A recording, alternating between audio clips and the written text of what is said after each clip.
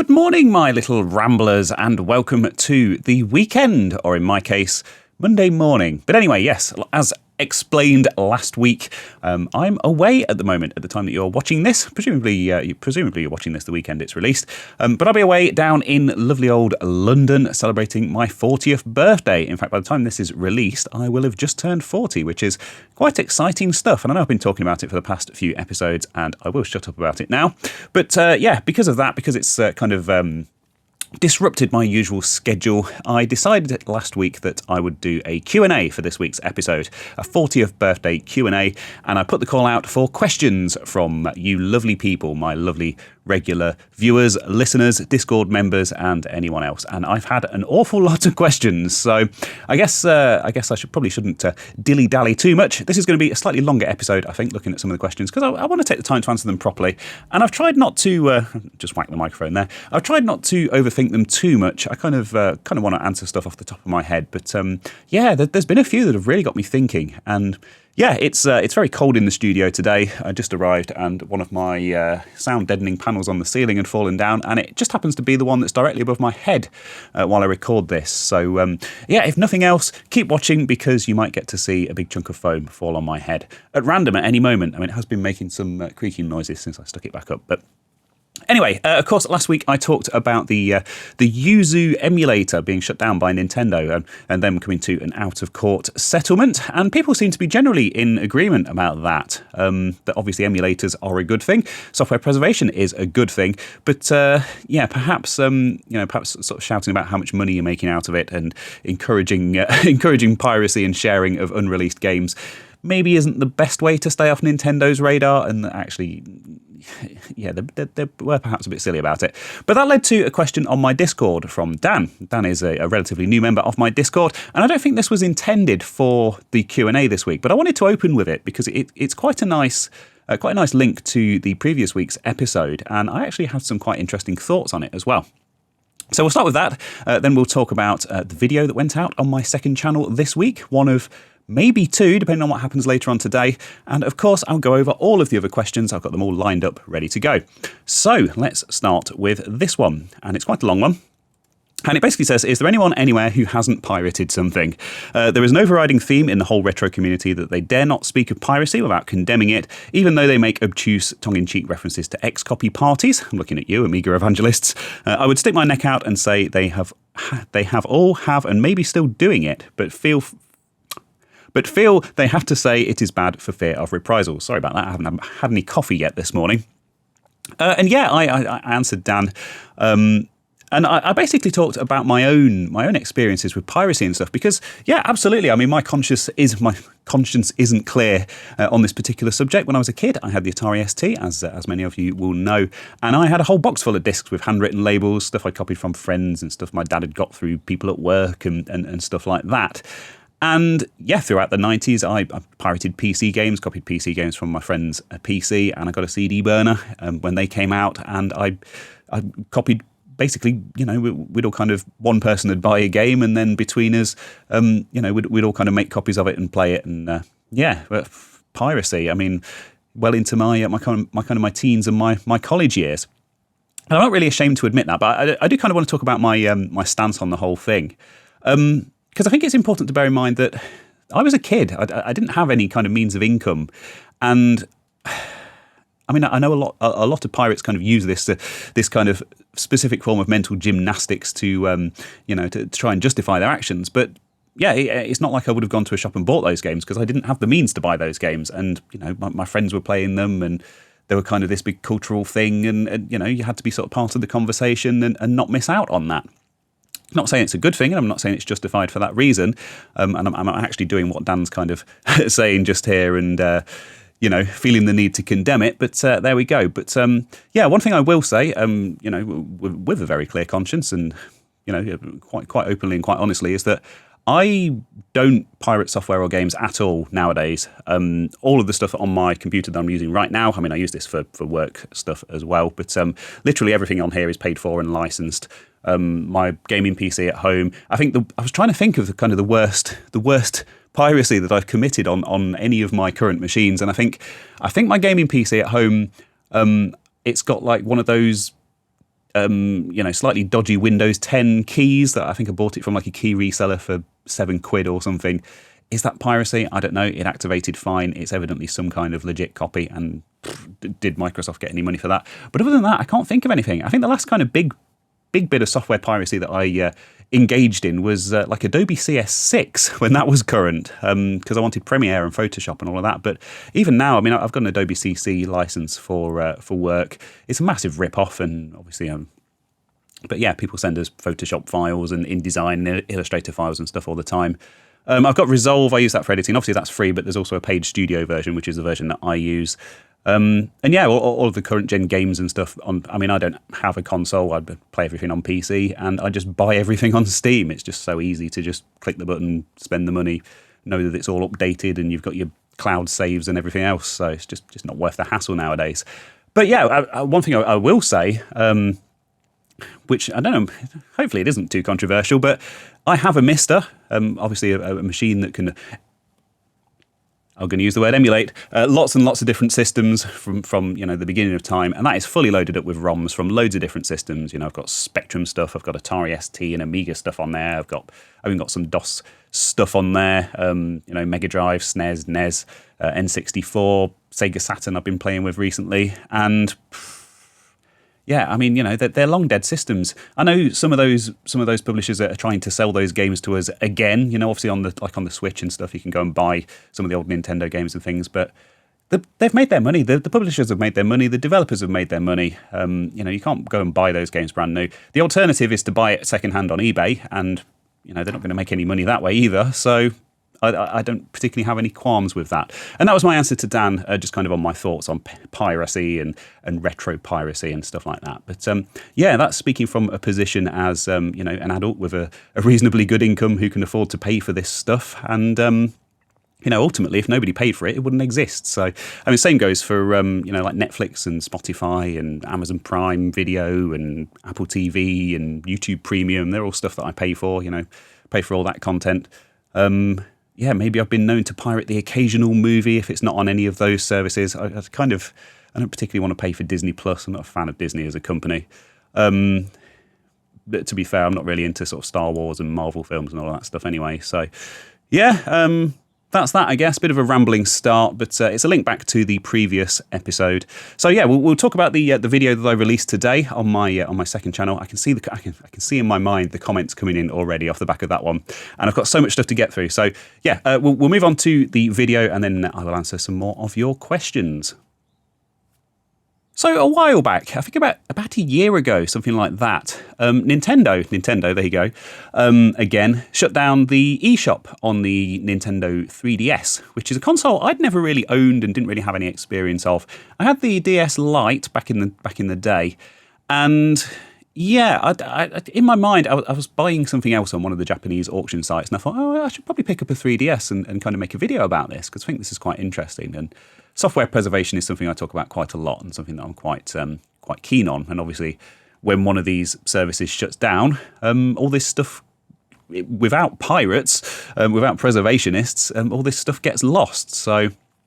But yeah, and that was kind of something I wanted to make a video about and talk about. So I actually bid on and won this 3DS LL, which was known as the XL here in the West. And I got this relatively cheap. There's a slight problem with the top screen. It's got a few dead pixels on it, but they're not visible at all when you're actually playing on it. So I think that's why I got it cheap. And it was all boxed and everything as well, which is really nice.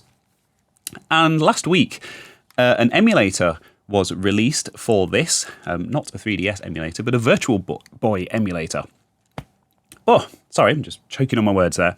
Yeah, the 1995 console from Nintendo, of course, their first 3D console. And Nintendo never officially released the Virtual Boy games on the 3DS, which seems mental, because they've got all these really good old school 3D games, and they've got a 3D console. Why not release the games on the console? But they didn't. They never did. So yeah, this week, or last week, a new emulator was released on the 3DS called Red Viper, and I thought, you know what, let's make a quick video about it, because I want to check it out myself, and I may as well just switch the camera on and record myself doing it. So that's what I did over the weekend, and I put that out on the second channel here on Reese, and yeah, it's had 673 views in when was it published? I think it was last night, 8 o'clock last night. So yeah, like, like, less than 24 hours ago. That's absolutely fantastic. That's by far the best performing video on my second channel so far. And I think the reason for that is partly because there's been a lot of interest in this Red Viper emulator, and partly because I did actually promote this. I actually posted the links on my social media and on some Discord servers and stuff, because I just thought it's quite a good video. I'm quite pleased with this and quite proud of it, and I want to do more of this on the second channel. Stuff that's very, stuff that's kind of higher quality, but still unscripted and quite sort of quick to put together and put out, and actually kind of promote it, which I've never really done on this channel. And yeah, the reception to that has been really good. Had a couple of people get in touch saying that even they hadn't come across this somehow. I'm not quite sure why, because everyone seems to be talking about it, but they hadn't come across this, and actually I've inspired them to dig out their old 3DS and give it a try, which is exactly why I wanted to talk about it. So really pleased with how that video has done. Nothing on the main channel this week. Maybe next week. I'm actually working on finishing a couple of things off today, but of course it depends how those come together. I've got quite a busy week this week, but yeah, that was the week in Reese YouTube. Will there be another second channel video this week in addition to this ramble? Not quite sure. There is something else that I've got kind of just off to the side here. Of course, I won't spoil that. And I keep looking at it and thinking that'd be another sort of quite relatively quick one in the same vein that maybe I could do. So you never know, there might be something out by the time you're listening to this. But yeah, this video is doing really well, really pleased with it. And if you know nothing about the Virtual Boy, haven't seen it in action, or even know nothing about the 3DS and want to see that in action, yeah, go check it out. 20 minutes of me fiddling with Virtual Boy games on the Nintendo 3DS.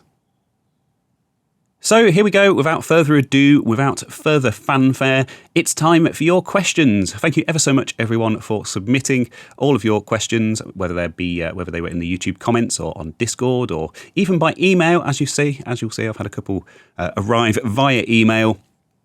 All really good questions, not all on the topic of retro gaming and retro computing and YouTube.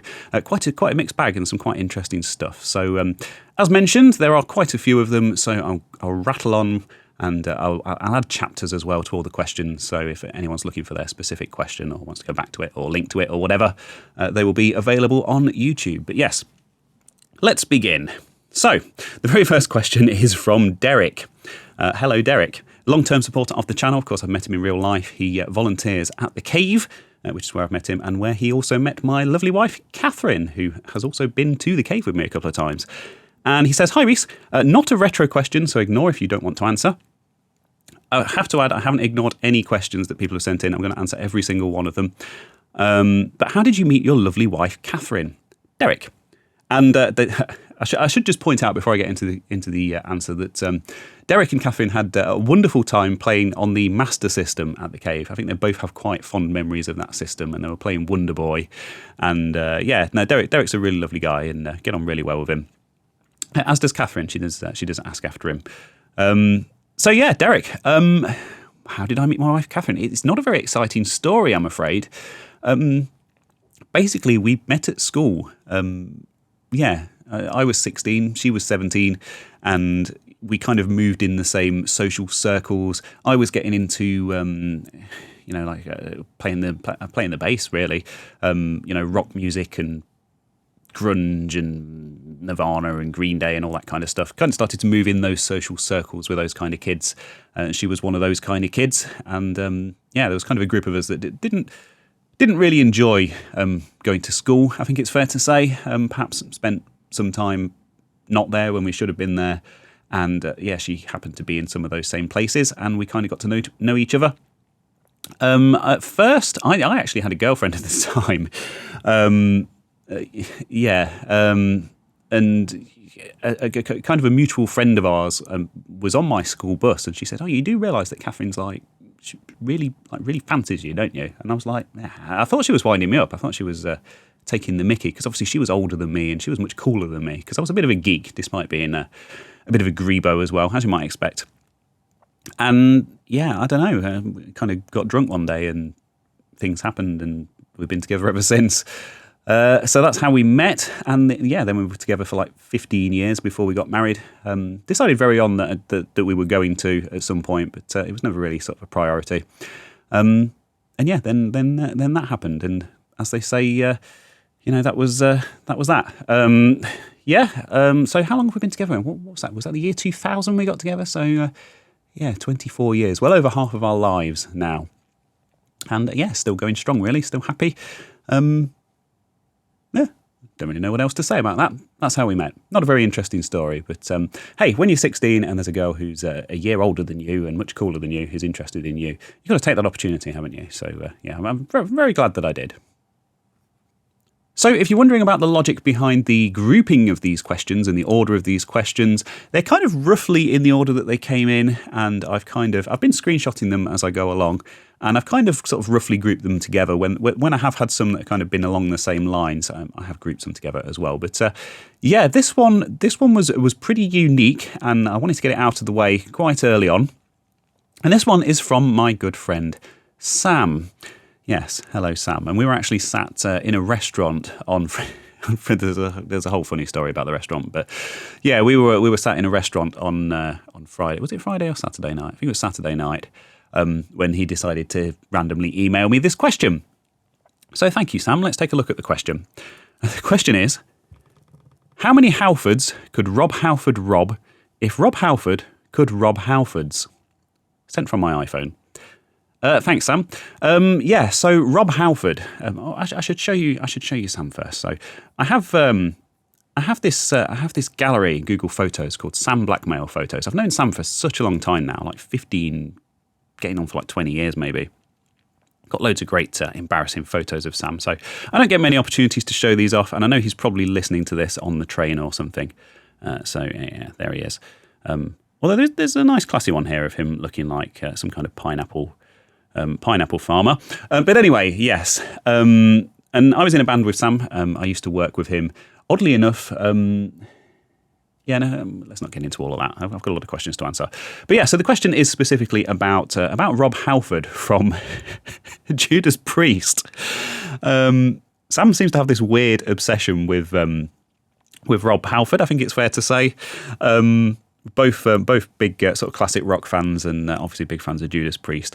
Of course, Judas Priest, their Painkiller album has been cited as a big inspiration behind the development of Doom. If you've read the Masters of Doom book, I think it's John Romero has stated that that they listened to Painkiller, the album, pretty much on repeat. Great album.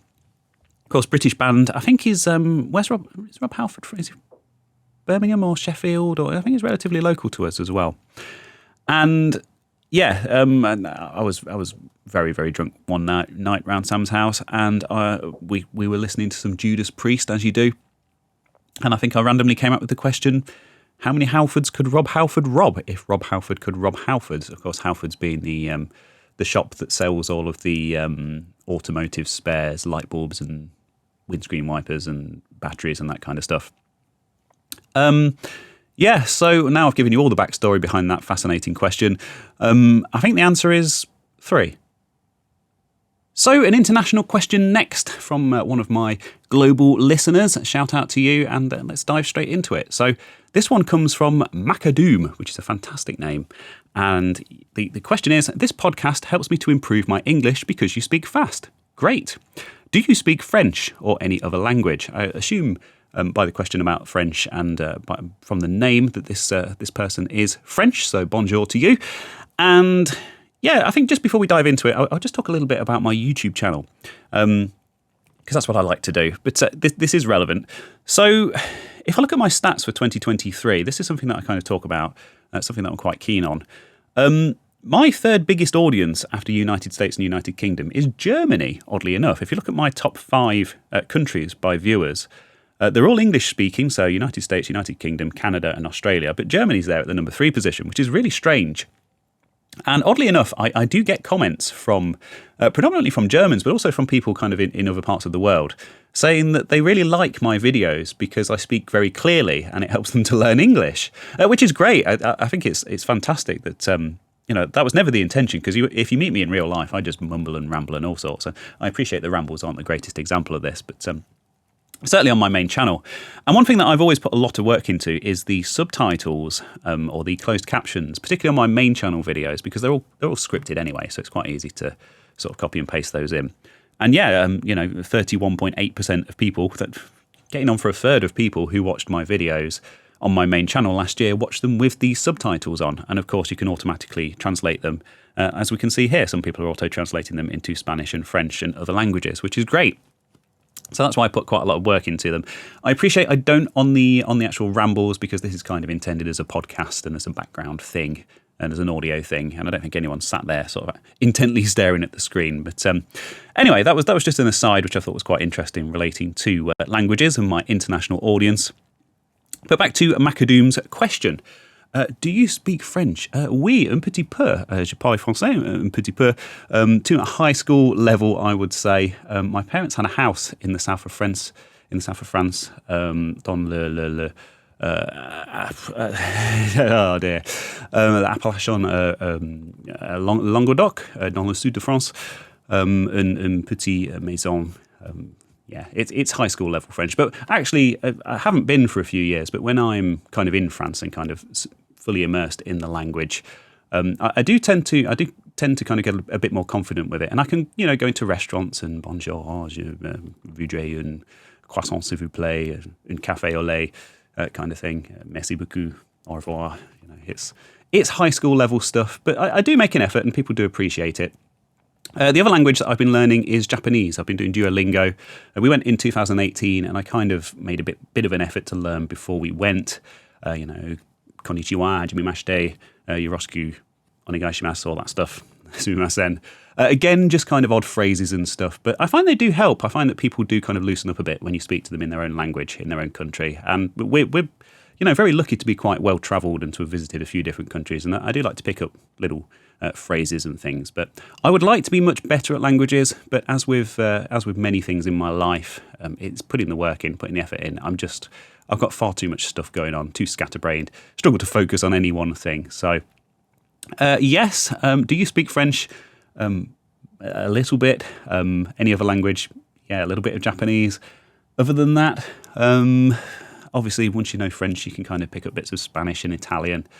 But yeah, no, not really. I'm not going to claim to speak any other languages. I don't even claim to speak those two fluently. So yeah, there's that. Oh, I have to do this one now because the sandwich van's just arrived. Can you hear it? I'm always here recording around the same time, around lunchtime. And yeah, this sandwich van always shows up outside selling sandwiches. And I've just had to skip a couple of questions because there was one about sandwiches. And I have to talk about that one now, don't I? So this one comes from Etienne. Etienne, is that another French viewer perhaps? What's your favourite sandwich? Does the sandwich van sell it?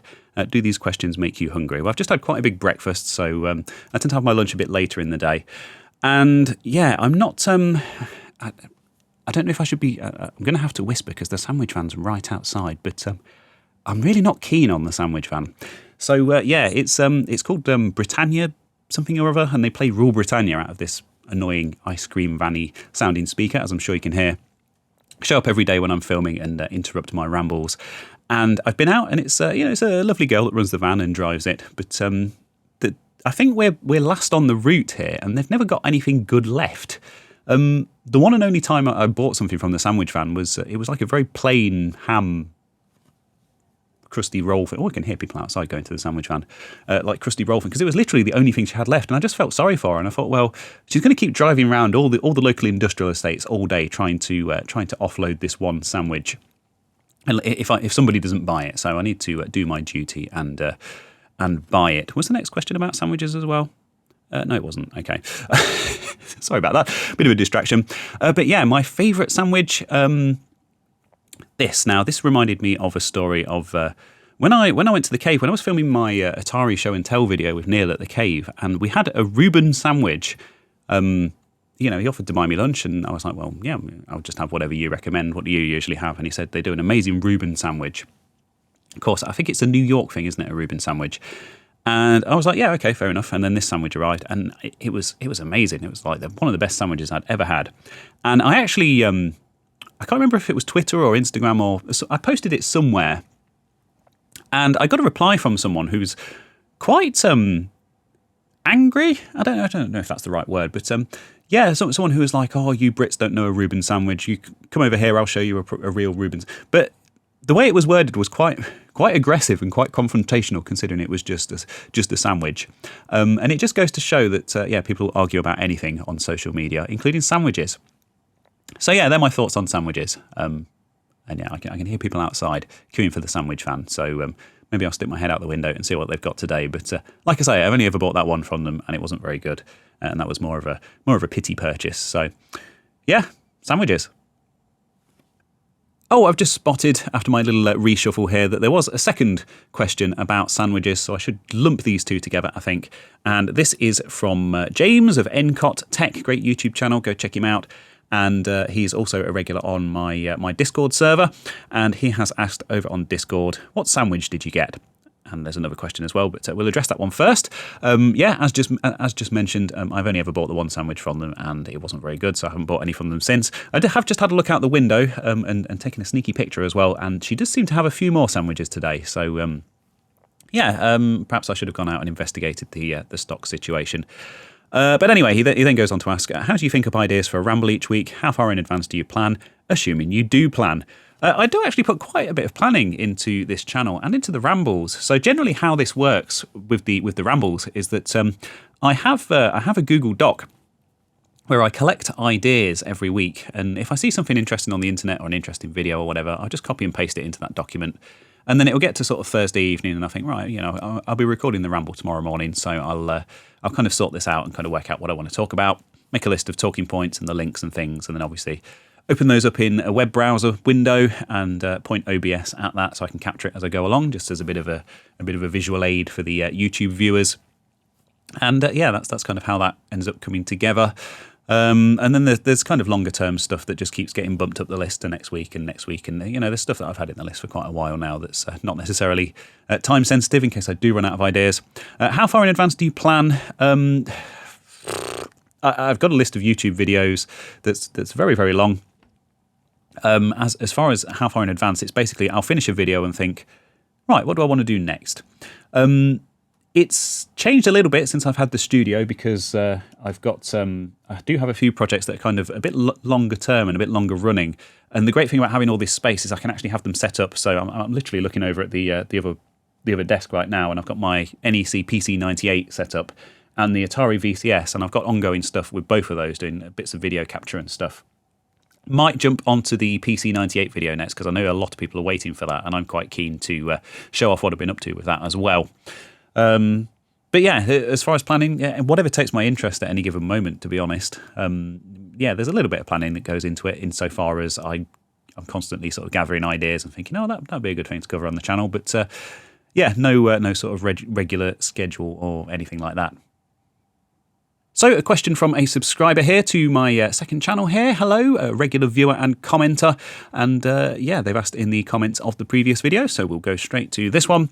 And this is from Inekoskitalo 3217. Inekoskitalo 3217, I think is how you say that. It says, question, apart from remakes/demakes of familiar games, how interested are you in new homebrew games for old machines? And I have to admit, this question really got me thinking because... as far as I've just spotted your profile picture, just to go off on a tangent. What is that? Is that a Commodore 64 with a CRT TV and is that joystick? That's one of those joysticks that I should know the model of, but I can't remember off the top of my head. That's a good profile picture. I like that. That's the kind of thing we appreciate around here. Homebrew games for old machines. This whole hobby for me is kind of about nostalgia, I would say. Revisiting the stuff that I used to play with as a kid, and also the stuff that I had heard about as a kid, but we kind of missed out on, hence like the Atari Jaguar and stuff like that. So, obviously my time to do the retro stuff is quite limited, and that time doesn't seem to include homebrew for some reason, and I don't really know why. It's also a kind of part of the reason why I don't cover like modern accelerators and kind of modern upgrades and things for these older systems. Because it's like I'm just kind of interested in getting the best out of them as they are in kind of their original form and kind of playing the original games. I should get into homebrew. I really should, because obviously there's a huge amount of work that goes into it. People doing some amazing stuff with these old systems. It's kind of it's another avenue to go down, isn't it? And That's really got me thinking, that has. Perhaps it's something that I should put a bit more thought into covering on my channel, because I appreciate it's very difficult for developers, particularly like small indie developers and homebrew developers, to actually get their work out there in front of people. And perhaps as this grows, maybe I should put a bit more of a spotlight on homebrew stuff and kind of get a bit more involved in that scene. So thanks for that. Not really an answer, I know, but yeah, it's got me thinking. So the next question is from Proteque, who is a regular commenter, regular viewer, long-term supporter of the channel, and a regular contributor to my Discord server as well. So shout out to you, Proteque. And the question is as thus. Now you are settled in the new studio, do you find it harder to get going on doing stuff now that you need to leave your house? Or are you good at the getting things done part? Any tips and tricks to those, if that is not, those of that, yeah. Any tips and tricks for those who aren't particularly good at that particular aspect? Now, anyone that knows me, are you good at the getting things done part? No, I'm all over the place. I'm completely disorganised. I've probably got ADHD or something and just never had it diagnosed. To be entirely honest with you, I know a lot of people say that, but yeah, it's been a recurring theme in my life. But yeah, so it's kind of two different questions really. But now that you're settled into the new studio, do you find it harder to get going? No, absolutely not. I love coming here. I spend a lot of time here. I'm here in the evenings. When I've got nothing else on, I'm here on days. Obviously, I'm self-employed, so my time's quite flexible. But there are days when I don't really particularly have any work on, and I will pop in here and kind of do some stuff, fiddle with some projects, film some bits. No, I'm really, really motivated at the minute. I hope that kind of shows, maybe not on the main channel, because I've kind of started to fall into this routine of doing a bigger video every other week on there. But with the rambles and the stuff on the second channel and some of the supporter stuff that I've been doing, I think I am putting out quite a lot of stuff at the minute just because I'm having so much fun just being here and playing with stuff. So no, motivation-wise, if anything, it's really motivating having this space. Yeah, now that you need to leave your house. The only thing I will say is that I think it was the other evening I was at home and I was thinking, I could get on with capturing some video from the PC98, like I just mentioned. And if it was at home on my desk in my spare room, I could just pop up there and just, spend half an hour doing that. But I didn't. I ended up playing games and stuff instead because I couldn't be bothered to come here in the very limited time that I had. So, yeah, I think... but then there's also the fact that would it even be set up at home? Because obviously I work from home at that desk. I do my editing there. And I had this whole situation before where I was always between projects, tidying stuff up and moving stuff around and all of that. So... no, to answer the question, having this space has been really motivating and it's made me a lot more productive. And now I've kind of got to the end of sorting the space out and getting it how I want it. Hopefully that should only improve from here. So the next question is another regular, or at least a name that's been popping up quite a lot recently. Also sent me a load of information on the NEC PC98, so thank you for that. Really helpful member of the community, and one of the people that's I always have in the back of my mind when I think that I'm dragging my feet on this PC98 video or series or whatever it's going to turn into. But anyway, this is from the Pirate Gamer Boy 12, and the Pirate Gamer Boy 12 asks, what's your favourite era for retro PCs? By that I mean 386, 486, Pentium, etc. Now, if you hadn't have clarified and gone by that, I would have said the 90s, just the whole of the 90s. I mean, we came into the 90s with Commander Keen and we finished the 90s with Half-Life, and that's just insane. There's an insane amount of progress. I mean, if you look at something from the early 2000s like Crysis maybe, and compare it to modern games like your modern Call of Duties and stuff like that, that's been like 20 years and they still kind of look similar to me. I know the graphics are a lot more impressive and detailed, and we've got the super fast frame rates and ray tracing and stuff nowadays. But compared to that transition from the beeps and boops and the kind of early, 2D stuff to when the 3D stuff was kind of starting to mature and get a lot better, like I say, Half-Life and Deus Ex and that kind of stuff. It's just incredible as an era to have grown up in as well. I mean, I was 6 in 1990. Obviously 16 when the 90s finished, and just to have been, growing up myself in that era and kind of witnessing all of that firsthand and being into PCs and stuff as well at the time. It was absolutely amazing, incredible time really, and the rise of the internet and multimedia and all of this stuff. It was a real amazing time to be alive. But of course you've clarified and you've broken it down into specific eras, and I was thinking about this, and it's a difficult one.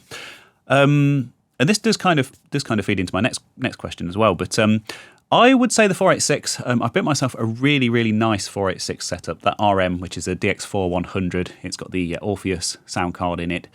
Some of the nice bits and bobs in there. I really need to do some more with that on video because I love that machine. Our first PC back in '94 was a 486 DX266, and it wasn't long before that was upgraded to a DX4 100, just like the RM.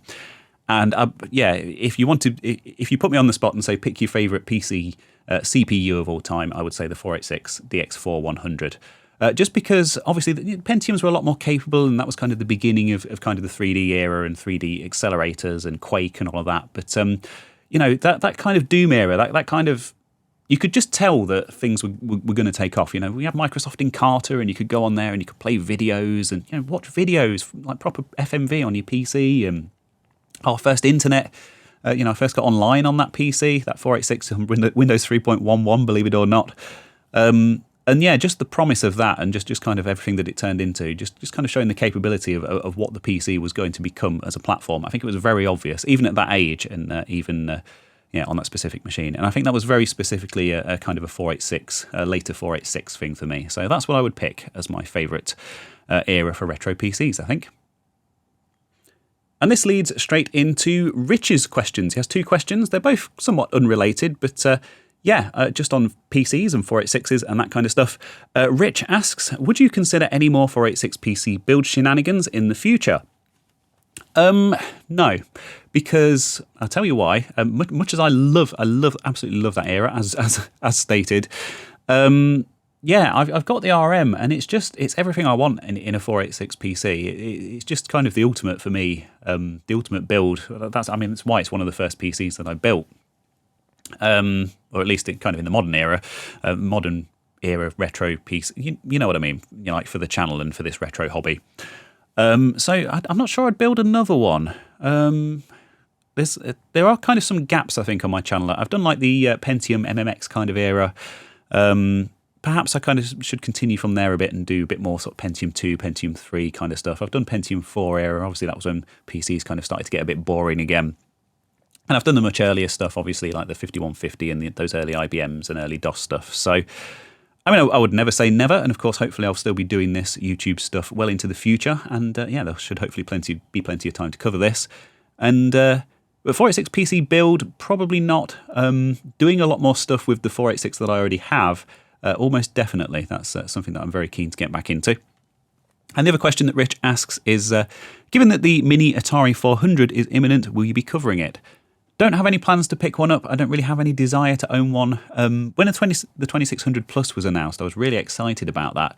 And I do love the 8-bit Atari computers as a platform. But yeah, I don't know. It's just, it's another emulator box, and it's a bit, I don't know. The 2600 Plus has got soul, I think. And I think this is just another bit of plastic tat running an ARM CPU and a software emulator. No disrespect to, I appreciate that sounds quite disrespectful, but you know, no disrespect to anyone who does want to pick one up and use it as a very easy way to kind of get back into those games and stuff. Really fantastic games on that system. And I might do some stuff covering like the Atari 8-bits in general around the time that comes out. But yeah, no plans to pick one of those up specifically. So I've just been through the next few questions, and I grouped these together for a reason, but let's just run through these, I guess. What is your favourite colour? From ENDZS. Now, was that a serious question, or was that a Monty Python reference? But we'll get back to that in a second. Garoninja, what is the airspeed velocity of an unladen swallow?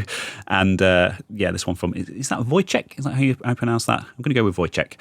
What is the airspeed velocity of an unladen Indian running duck? So yes, lots of Monty Python references there. But just in case the favourite colour thing was a serious question, my actual business, my day jobs, the logo is black and white, and the office where I do my day job has a very black and white theme to it. And you'll notice in this studio here, if you kind of ignore the wood background stuff, there's a very black and white theme going on in here as well. And I've always kind of joked that my favourite colour is grey. I've owned a few grey cars. I now have a white car. So yeah, what's your favourite colour? Probably a lack of colour, black or white or grey. I've started wearing quite colourful T-shirts lately, and I think a big part of that is being on camera, and it looks a bit more interesting and stuff. But yeah, if you wanted a serious answer to that question, that would be, I guess that's an answer. The speed velocity of an unladen swallow. I can only obviously I can only answer that with a question, and I'm a bit afraid to ask that one for reasons that should be obvious. So I think we'll move on. And the speed velocity of an unladen Indian running duck, I can tell you is 0 because they can't fly. They're flightless. They're bred to be. They walk upright and their wings aren't actually big enough to carry their weight, so they can't fly. If you pick them up and you throw them up in the air, they will kind of flap back down to the ground, and they do seem to enjoy it. They do actually run back to you and start sort of quacking at you to pick you up and throw them again. So I think they have aspirations of flying, but their natural state is to not fly. But anyway, some more serious ones from Wojciech. I'm really sorry if I'm saying that wrong, by the way. Some more serious ones. Most fondly remembered and most disappointing Atari ST game. So my most fondly remembered game on the Atari ST, this is going to be a bit of a strange one, but the game that I always went back to, I mean, there was Bubble Bobble, I suppose. I used to play that on a Friday night with my friend in like 2-player mode. I used to play that quite a lot. But I think most fondly remembered that people will probably be surprised by is Boogie Boy. I always used to find myself as a kid just going back to Boogie Boy. I think it was such a simple game to kind of pick up and play, and it's just sort of mindless racing action, obviously based on the arcade game. Still love that game. It's just simple and it's fun, and hitting the rocks and doing the wheelies and going through the barriers and picking up the flags in order to trigger the bonus thing and stuff. It's just simple and fun. Another one I would probably name would be Mission Impossible 2. I think it was 2. Maybe the original one. I used to play that a lot as a kid as well, just kind of running around the towers and hacking the computer terminals and dodging the robots and stuff. Love that game as a kid. Most disappointing Atari ST game? I don't know. The trouble is, like I kind of mentioned earlier, I used to have a lot of discs with like handwritten labels and lots of sort of games on them and stuff. There's a lot of stuff that I'd kind of play and, just check it out for 2 minutes and think, oh, this is rubbish. I don't want to, not interested in this, and then just not play it ever again. So I didn't really waste my time playing games that I found disappointing. So yeah, that's an interesting question. People might, they might think, I think if you're an Amiga person, I probably have to address this. You might think that, surely, there's games on the Amiga that had much better graphics and sound and stuff than their ST equivalents. Surely that would be disappointing. Surely you'd be playing them and thinking, oh, if only I had an Amiga, this would be so much better. But I've never had that mindset about stuff. I mean, it's, the sound of the ST's sort of sound chip and stuff is the sound of my youth, and it's very nostalgic for me. And, it is what it is, and I appreciate it for what it is. So, yeah, most disappointing Atari ST game? Dunno, interesting one. And any sport achievements you're most proud of? And I wanted to mention this. I'm not a big sporty person. I've kind of skied for most of my life. I've been into running for a few years. I've done some half marathons and some marathons, competed in CrossFit competitions and stuff like that. Sporting achievement, probably running the Birmingham Marathon in 2018. Not a good time at all. It was 4 hours, 58 minutes and 32 seconds, I think. Which is absolutely not a good marathon time at all. But I think anyone who can just do 26.2 miles on foot in a day, I think that's quite an achievement, and that is something that most people, not that it's about sort of being better than anyone else or anything like that, but it's something that most people won't achieve in their lifetime, and it's something that I think you can be quite proud of if you have managed to achieve that. So. Yeah, I would say running a marathon, and I keep saying I want to do another one day and sort of improve on that time. I'd really like to get it sort of closer to 4 hours. I don't really have aspirations of doing, elite times, 3 hours, whatever. But closer to 4. I was hoping for sort of 4:15, something like that, when I ran that one, and kind of went for 4:58. I say hoping for rather than training for, because I didn't, did bugger all training for that. So you get out of it what you put in. But yeah, that's what I would say for that. And good questions. Thank you very much. Blimey, we really are getting on for time here, aren't we? And I've actually had to stop and restart the recording partway through as well because my cam link froze up. So yeah, but anyway, off we go. Let's keep going through these. Loads of good questions so far. Thank you so much. I hope you're finding this interesting. Evidently, if you're still listening, perhaps you are, or perhaps you've got nothing better to do. Who knows? But anyway, the next question is from that name there, Stjaernljus. Stjaernljus. Yeah, I can't make that one out. Anyway, the question is favourite dinosaur, and I love your profile picture as well. I should just say it's like a terrified looking Pikachu. Is that what it is? Don't know what that's from. Maybe it's probably a reference to something that I should get. Favourite dinosaur? Yeah, there's only one answer that comes to mind immediately, and I have a photo ready as well for those of you watching this on the YouTube. So my favourite dinosaur is Dave Velociraptor from, of course, the This Week in Retro podcast. Dave's been a really big fan and a really big supporter of my channel pretty much from day one, and he's a lovely guy. I chat to him all the time, and yeah, shout out to Dave Velociraptor, who should be everyone's favourite dinosaur. So the next question comes from my fellow Welshman and someone else I've met in real life, and a lovely friendly guy, and has become a really active member of my Discord as well as commenting on all my stuff. So yes, thank you for all the support, very much appreciated. Anyway, the question is from TheDirtyPoppaDon, which is an amazing name.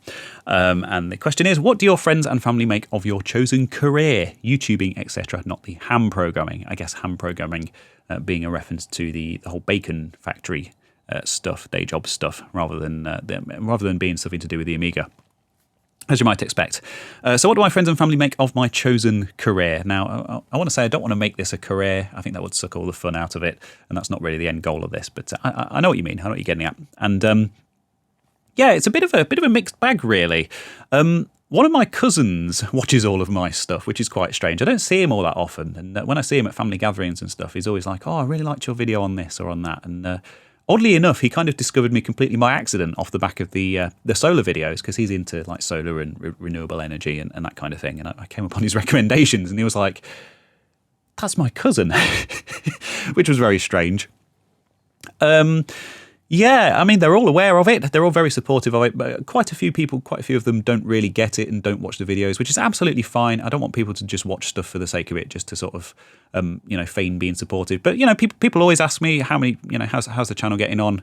And I'll tell them, oh, I've just had a video that's had loads of views, or I've just hit this many subscribers. And people are always really supportive.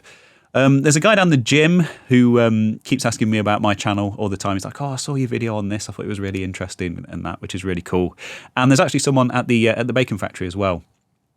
He's always asking after me and asking how the channel's going, and saying, "Oh, I really enjoyed your video on this. I had no idea about that," kind of thing. He keeps telling me that I should be doing Minecraft videos, and I'd get a lot more subscribers if I did that. Apparently his son watches lots of Minecraft videos, and it's just kids screaming and shouting and swearing and running around in Minecraft, and he seems to think that it's easy money. Probably is, to be fair. But yeah, what do my friends and family make of it? Yeah, they're all aware of it. It's no secret. And yeah, they're all generally sort of very supportive and sort of constantly asking me how I'm doing and how the channel's going, which is really nice. It's yeah, it's nice. Now here's one. I actually had a question quite similar to this earlier, and these were grouped together, but I guess things got messed up in the reshuffle around the whole sandwich van incident. But we'll go straight into it. And this is from Sozzled. Hello, Sozzled. Andrew S. Of course, he works for the Pixel Addict and Amiga Addict magazines. Does loads of writing and stuff. Interviewed me for those at one point, and a really active member of the community and a good friend of mine. Another guy I've got drunk with in real life, which is a bit of a recurring theme. But yeah, now that you have a studio, has the desire to move house lessened, as you now have the space you need for retroing at least?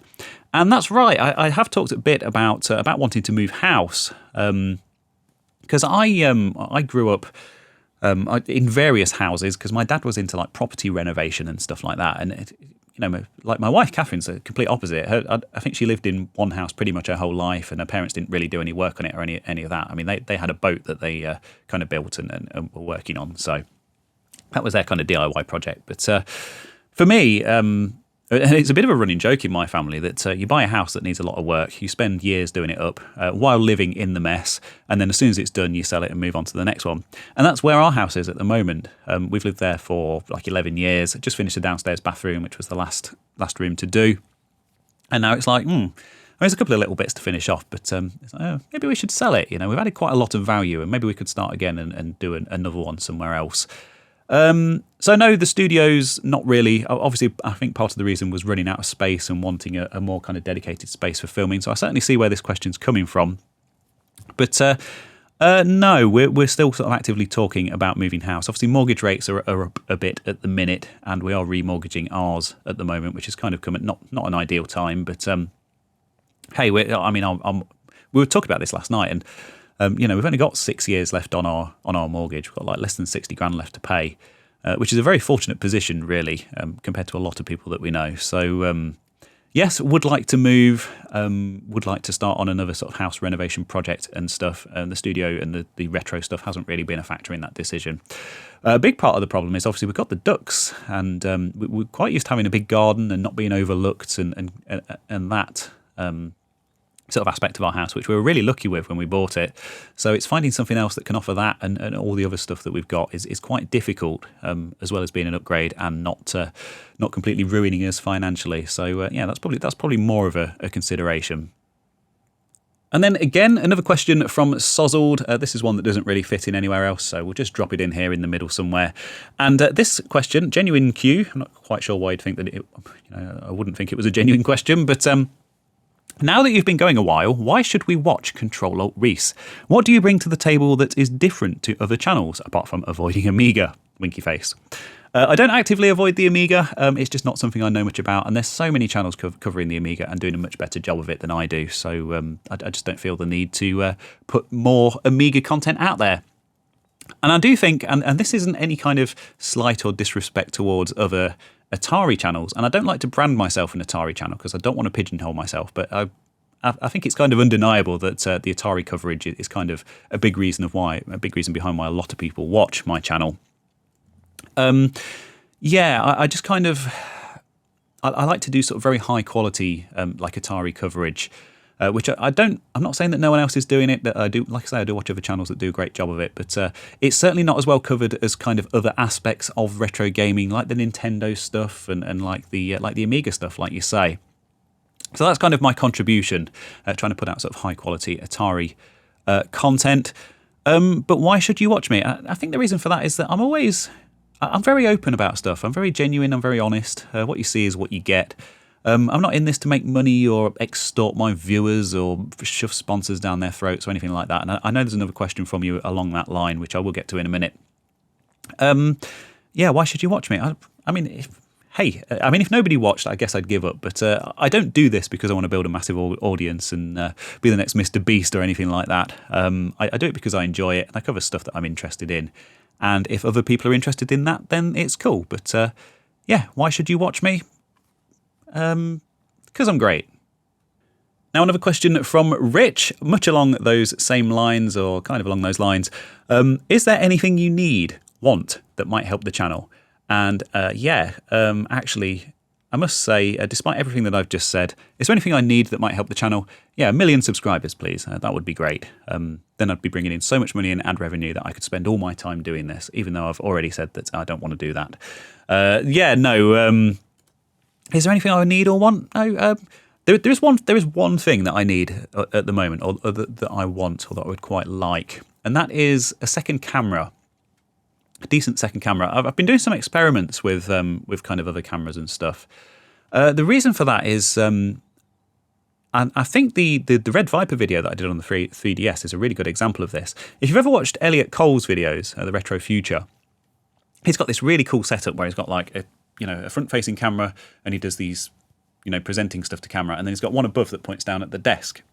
And they're both permanently set up, and then obviously he's talking about, it's mainly Game Boys and stuff on his channel, and he talks about it, and then obviously he kind of holds it in front of him and plays with it, and then, cuts to the top-down camera.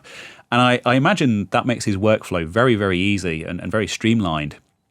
And there's certainly stuff like that Red Viper video. I mean, I had to record the intro, and then I had to, take the camera off the tripod, set it up on the overhead setup, and obviously get it all plugged into the monitor again and start recording again. And it doesn't take long, but to be able to kind of cut between the two shots obviously gives me a lot more freedom with editing and stuff, and I can actually sort of show my genuine reactions, which I can't really do. I've tried other cameras. I've got some that are sort of not as good quality, but I find it quite jarring when it cuts to the overhead camera and it's not as good. I'd rather have like another Sony E10, or maybe even upgrade the main camera to something like an A7S, or obviously that's a very expensive camera. So longer term goals, I'm not immediately going to go out and spend like 500 quid on another decent Sony camera. I will make do with what I've got. But I am experimenting with some things, and I would like to do some more of that kind of filming. So, other than that, anything you need or want, more money would be nice. I really need to sell more. I have been selling quite a lot of stuff, but Yeah, I think that's what it comes down to. But I'm certainly not in a position to complain, and I've got loads and loads of stuff that I can do and loads of great ideas. So, no, I think I'm all good. I'm just going to soldier on, keep making incremental improvements and improving the channel, and that's pretty much been my thing since day one. So another question in that vein about the channel, and I've tried to sort of somewhat group these together despite mixing all my tabs up earlier. And this one is from Sozzled again. So thank you ever so much for the question, Andrew. And this is a really good one. So other channels have gone with PCBWay, perhaps even arguably allowed themselves to drift a little from their core subject to gain subs and build their channels. You have stuck more to your principles despite the huge bump in subs, deleted the solo and gone for a slower burn. Are there any regrets? Now this is kind of a couple of different questions, isn't it? And this one really got me thinking.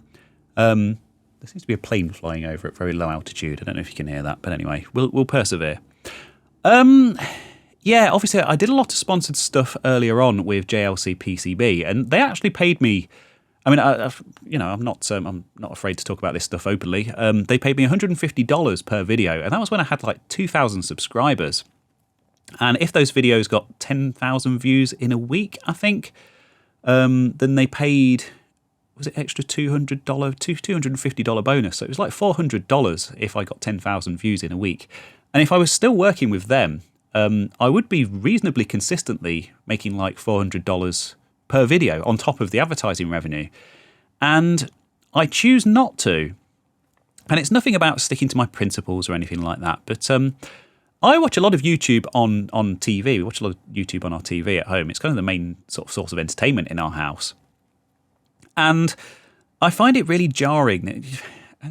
It's kind of hard to talk about this without kind of disrespecting some of my fellow YouTubers who do have sponsors and who are actually making a proper full-time go of this, and you know the reason they can do that is because they have those sponsors. So I certainly don't begrudge them going down that route. But yeah, I make the kind of videos that I want to watch, and the kind of videos that I want to watch ideally don't have like disruptive sponsor messages in the middle of them. And to be honest, a big part of that is why I support a lot of people on Patreon, because they release ad-free versions of their videos. And I can sit and watch those in peace without being interrupted and told about the latest, greatest VPN or PCB fabrication service. Perhaps a bit silly of me, and if I was to kind of start making a bit more of a serious go of this, I would do more of the sponsored stuff. I'm certainly not going to rule that out, but I would really need to find a way to make it as unobtrusive and uninterruptive as possible. But ideally, I'd quite like to.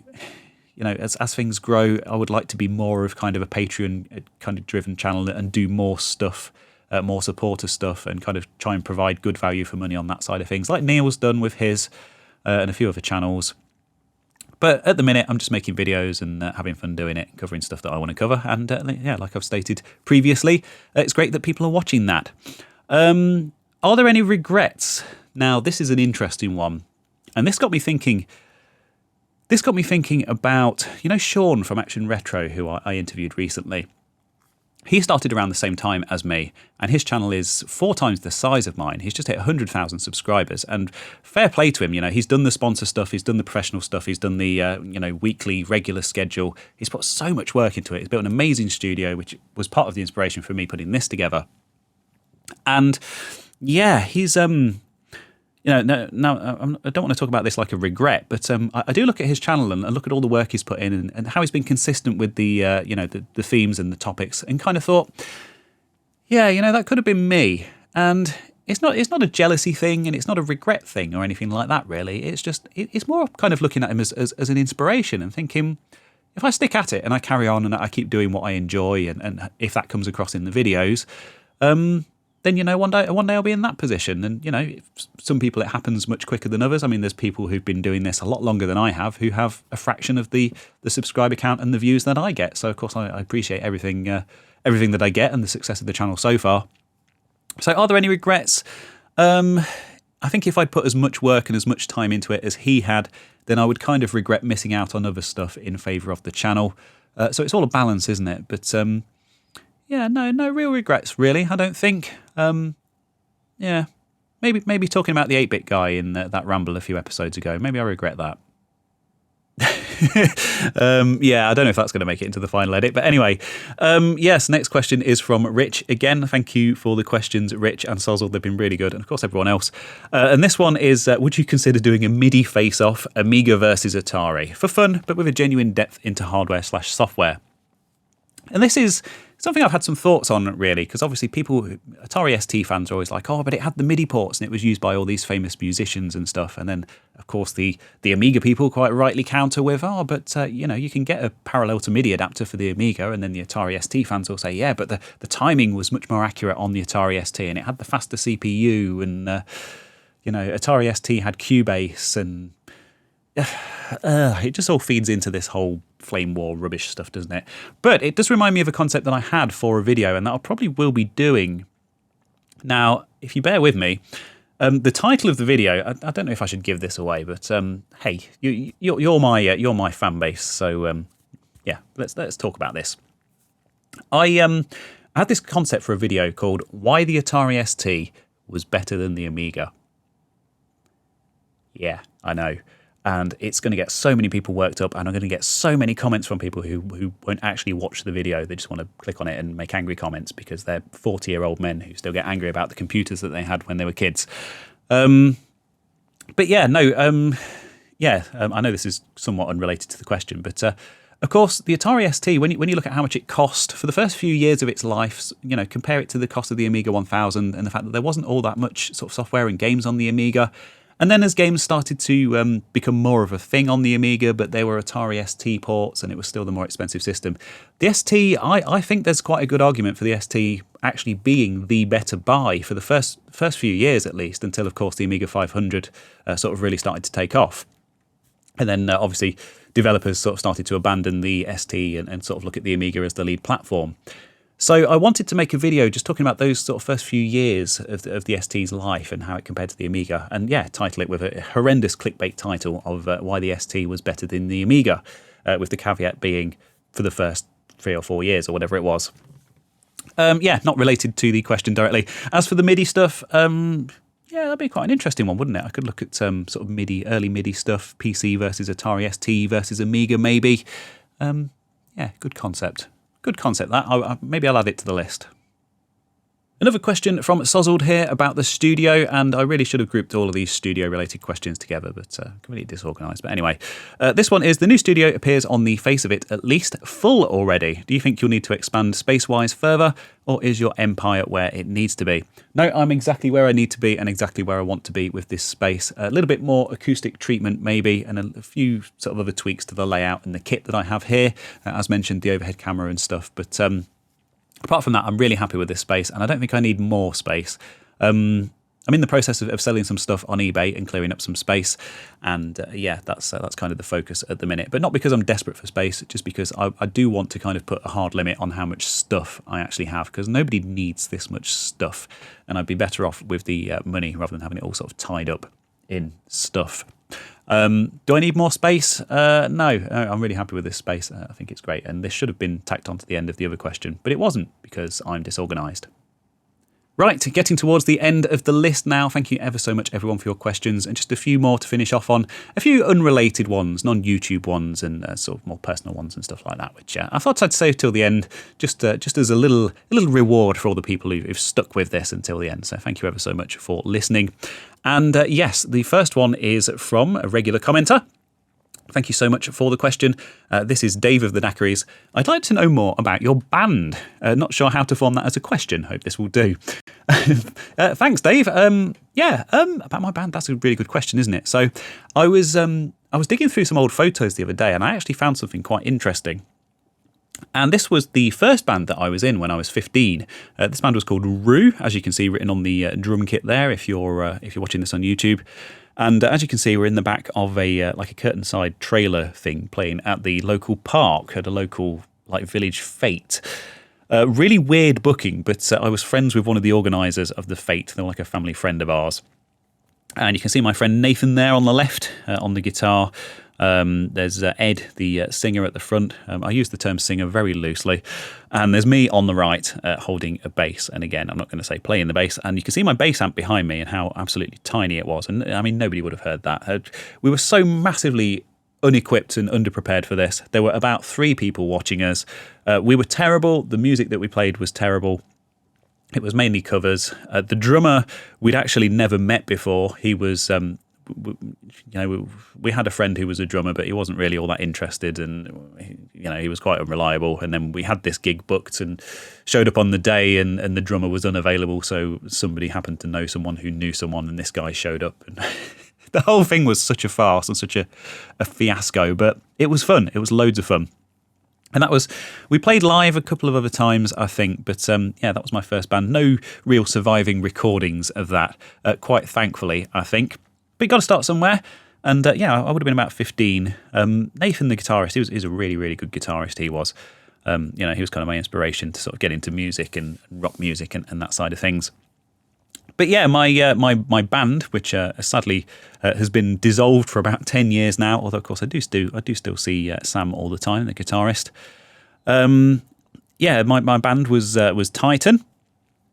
Here are some really nice professional photos of us playing at the Charlotte in Leicester, which if you know anything about your music history, you'll know that the Charlotte was quite a legendary music venue in its day. And they did this like one night only thing where they kind of reopened and had some music on. I don't think they actually had. I think they lost their license for live music because they built a load of student accommodation around it. But yeah, I've got these photos of me playing the bass. And there is a YouTube channel. Oh, that's shiny, isn't it? That's the Fender Aerodyne Jazz Bass. I love those, and still got mine. It's a wonderful thing. Really, really love it. And yeah, so that was kind of a big gig of ours. We played at a music festival as well, Glaston Budget, which was kind of the big local. It's actually the biggest tribute and cover band music festival in Europe, I think. Or it certainly was at the time. And we weren't a tribute or a cover band, but we were kind of brought on. And we actually played on the second stage as well, in quite a decent slot to quite a decent crowd. Again, because we kind of knew one of the organisers. And there's loads of great stories from my band days. I should probably talk about those if there's any interest in those. But, there's like a competition. I don't know if I've talked about this, but there was a competition that we were sort of rushed into at the very last minute. And basically we went straight into the final. And then like literally 5 minutes before we were due to go on stage, the organiser took us all into the toilets and gave us a good talking to and said, look, the winner's already been decided because it's my nephew or something. You guys are just here to fill a slot because somebody couldn't show up or whatever, which was kind of, a really interesting experience. Interesting people, stories about people with various substances in various backstage areas, people that we supported some quite big names and famous, there's the whole story about the, can't remember the name of the bloody band now, OPM, Heaven is a Half Pipe, we supported them when they played in Leicester. So there's that, but there is a YouTube channel, which of course I will link to. There are some videos on here. I put all of this together. I basically recorded all of this. I've been doing video stuff for forever. The quality of some of this isn't brilliant, but it's just kind of a case of sort of capturing that and preserving it, I think. The audio is generally quite decent on most of this, but we've got some of our earliest gigs. We've got I Want to Be a Rockstar 2013. We actually won that competition. We won a recording session, got to record an EP and do like a photo shoot and all that cool stuff. And that EP is on Spotify. Of course, I'll link to that as well. So we've got 4 songs on there. We did record a second EP. In fact, maybe I'm getting a bit mixed up here, and it was actually the second EP that we won as the prize, and that one never got released. Would be nice to kind of put that out there in some form, but I've only kind of got rough early mixes of stuff, and it's all pretty terrible. But yeah, that first EP is out there on Spotify. If you want to listen to that, I'll link to it. Not quite sure what other music streaming services it's on, and the videos are on YouTube as well. But yeah, as for kind of stories about the band, I mean, we did all right. We played at music festivals. We got entered into competitions, which we actually did quite well at. We were quite good. Surprisingly, Matt, the drummer, is bloody amazing drummer. Sam's a bloody amazing guitarist. James, the singer, he was he was genuinely a good singer. Obviously, there's me on the bass, and there was a guy called Ellis who was in the band. Who,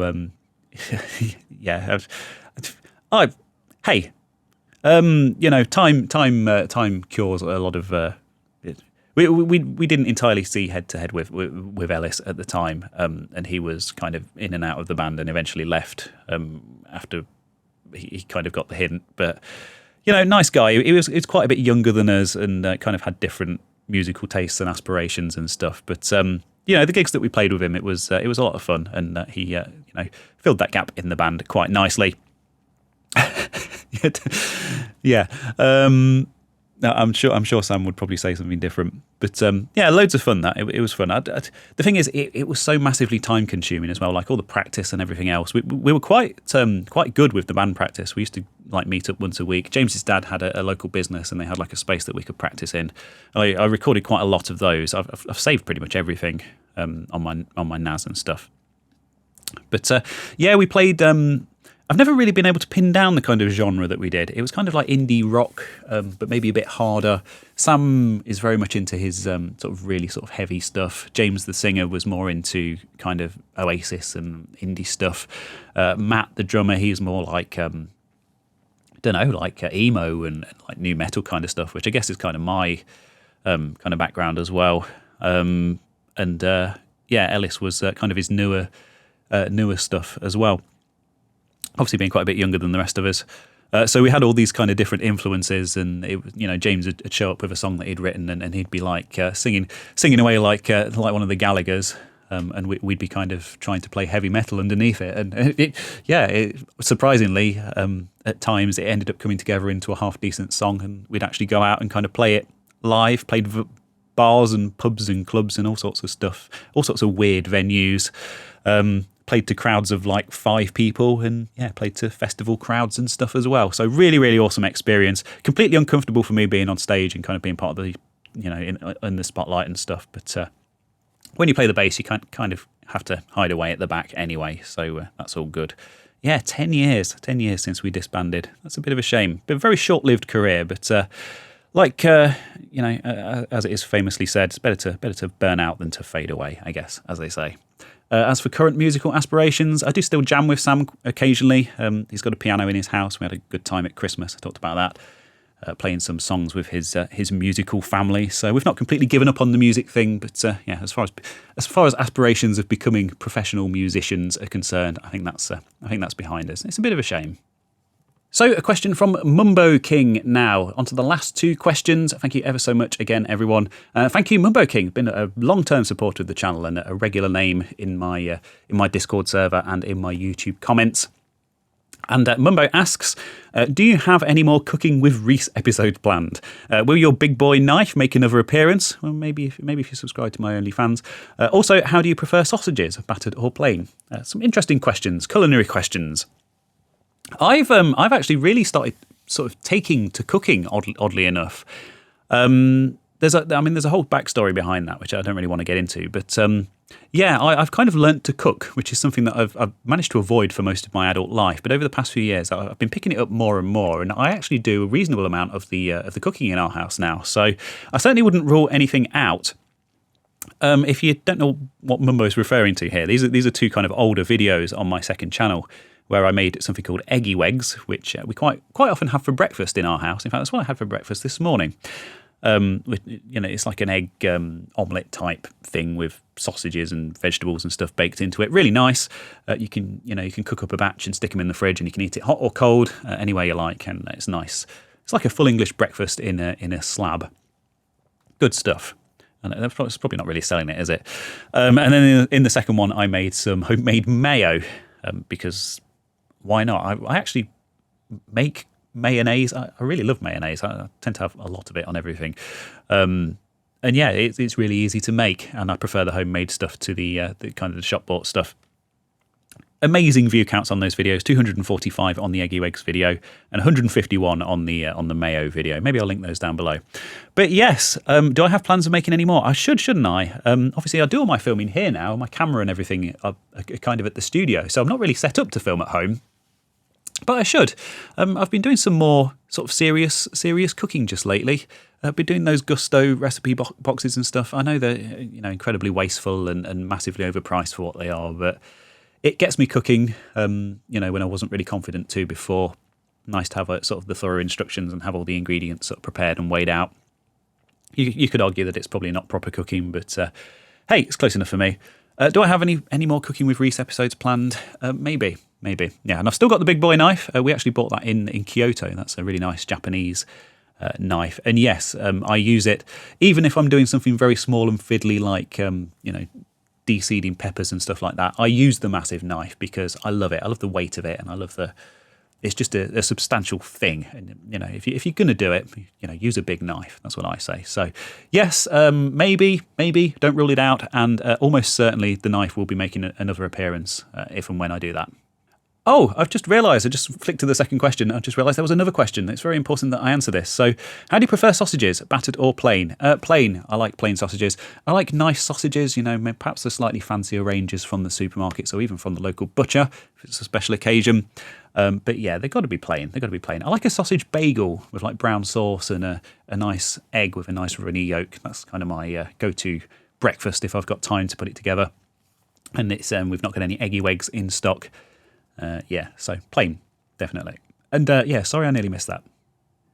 And so we find ourselves on the final question of this bumper Q&A AMA episode. And I just want to thank everyone ever so much for listening and, of course, for all of your support, both for my main channel, ctrl-alt-rees, and also for Rees Rambles, this little podcast experiment and my little second channel over here. I'm really pleased with the way things are going. I hope that's come across, and I'm just really happy with the kind of the YouTube side of things. And I must say, with the great little community that I've built up around these channels and around my Discord server and everything else. So, you're all good people. You're good eggs, and I appreciate that.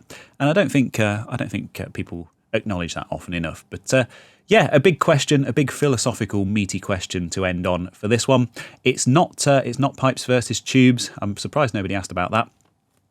But it's a question about turning 40, about, of course, the big event that's happening in my life this week, or that will have just happened if you are listening to this. So, without further ado, let's get on to the big question of the day, and that's from BitterBlitter, as I mentioned.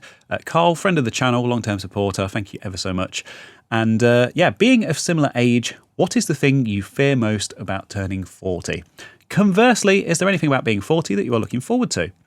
Now, I must say, this was one of the first questions that came in, and I put a lot of thought into this. And I have a lot of friends who are over 40. I have online friends who are in their 50s and their 60s, and based on what they tell me, people say life begins at 40. You're kind of at that age where you're a bit more sort of financially free, and you've got sort of fewer commitments than you had when you were younger, a bit more sort of comfortable and confident, and all of that, and it kind of opens up some more opportunities as long as you've got your sort of your health and your fitness and stuff, which I have. It's something I've kind of started focusing on a bit more again, getting back into the CrossFit and the running side of things. As mentioned earlier, it would be quite nice to run another marathon at some point in the near future.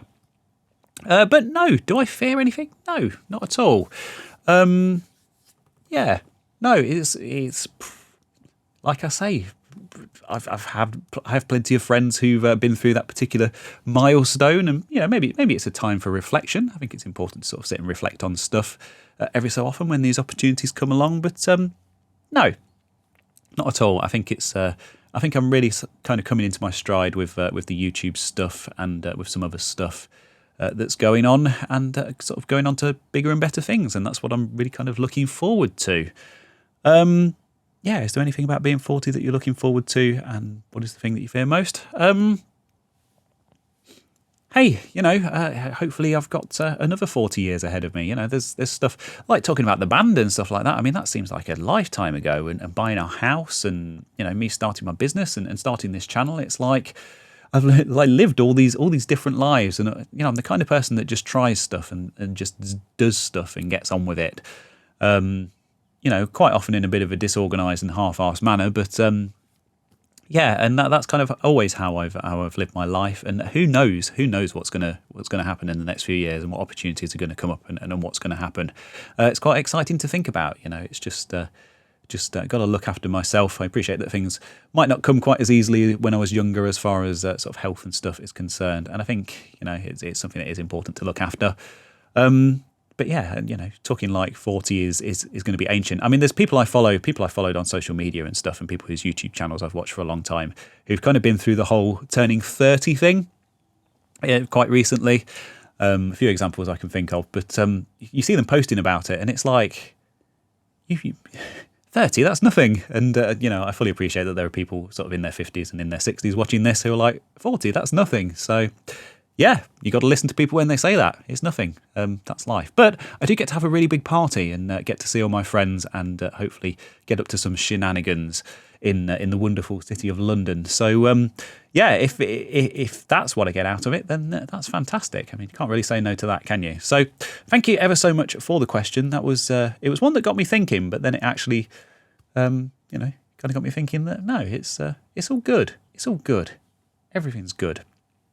So yeah, I think that's it. Kind of fizzled out a bit. But thank you ever so much for all of the questions, everyone. It's been a lot of fun putting this together, and normal service should hopefully resume next week, unless I've, you know, succumbed to alcohol poisoning and fallen in the Thames or something. But until then, I wish you all good. I wish you all good. Wow, what a terrible ending. Oh well, bye.